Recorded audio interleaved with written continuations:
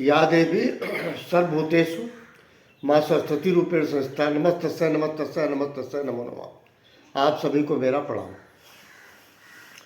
मैं विगत कई दिनों से हिंदी से अंग्रेजी में अनुवाद के संदर्भ में बता रहा हूँ और मैं आज फिर कह रहा हूँ, अगर ट्रांसलेशन जानते हैं तभी ग्रामर वगैरह आप कर पाओगे, लिख पाओगे, पढ़ पाओगे। इसलिए ट्रांसलेशन मैंडेटरी है, अनुवाद जानना चाहिए। आज मैं आपके सम्मुख पास्ट कंटिन्यूअस टेंस की बात करता हूँ। पास्ट कंटिन्यूअस टेंस मतलब जो कभी हो रहा था, समय का मालूम नहीं, काम खत्म होने का मालूम नहीं। ये दोनों स्थितियाँ समान है। जैसे प्रेजेंट कंटिन्यूअस टेंस में कब से शुरू हो रहा है, जारी है, कब खत्म होगा नहीं पता। सिमिलरली पास्ट कंटिन्यूअस टेंस में भी यही होता है। इसमें वाक्य के अंत में था है, थी है, थे है इत्यादि पाया जाए, इसको पास्ट कंटिन्यूअस कहते हैं। रहा था, रही थी, रहे थे इत्यादि। एनीवे इसमें आई यू दे और जितने भी प्लूरल सब्जेक्ट हैं उनके साथ आप वर का प्रयोग करेंगे, अदरवाइज सबके साथ वाज का प्रयोग होगा। कहीं कोई कन्फ्यूजन नहीं होना चाहिए, आई के साथ वाज का ही प्रयोग होगा। तो जो नियम है, गोल्डन रूल है, वो ये है, सबसे पहले subject, then according to subject was verb, then verb के फर्स्ट फॉर्म में आईएनजी, ऑब्जेक्ट एटसेट्रा। मैं एक ट्रांसलेशन करता हूँ। मैं एक किताब खरीद रहा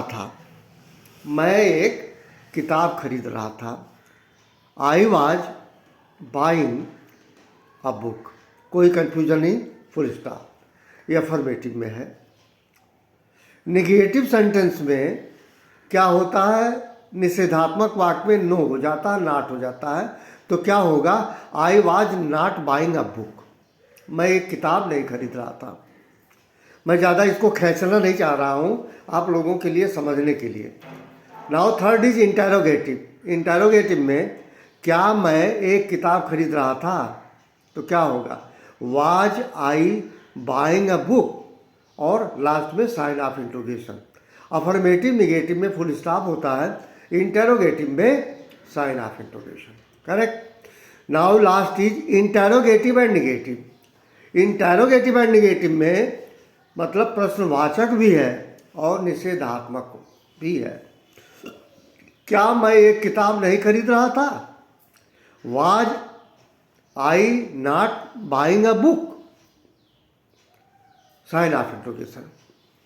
सबसे बड़ी बात यह है, हमेशा दिमाग में रखना होगा, इंटेरोगेटिव एंड निगेटिव में कि जैसे मैंने जो क्वेश्चन लिया वाज या वर का, उसके बाद जैसे ही मैंने सब्जेक्ट लिखा, उसके बाद इमीडिएट नॉट का प्रयोग करेंगे। कहीं आप कोई गलती ये ना कर लेना कि were plus ING then not, never. ये ऑलवेज इसका प्लेसमेंट होता है, पहले वाज या वर, फिर सब्जेक्ट, फिर नॉट, फिर वर्ब में ING, object et cetera. This is all about for the past continuous, इसके पहले प्रेजेंट कंटिन्यूअस। और मैं फिर बताऊं दोबारा कि 3 प्रकार के टेंस होते हैं और प्रत्येक टेंस के 4 फॉर्म होते हैं। मैं अभी तक आपको प्रेजेंट इंडेफिनिट टेंस बताया, पास्ट इंडेफिनिट टेंस बताया, फ्यूचर इंडेफिनिट टेंस बताया, उसके बाद मैंने आपको प्रेजेंट कंटिन्यूअस टेंस बताया। और प्रत्येक में 4 प्रकार के सेंटेंसेज भी थे, affirmative, negative, interrogative, interrogative and negative. कोई कंफ्यूज नहीं होना। जो प्रेजेंट सिनेरियो में जो बुक्स चल रहे हैं उसमें इंट्रोगेटिव एंड निगेटिव को एक साथ ले लेते हैं, उसमें कोई दिक्कत नहीं है। बस ये ध्यान रखिएगा कि इंटेरोगेटिव एंड निगेटिव में सब्जेक्ट के बाद नॉट का प्रयोग हो जाएगा।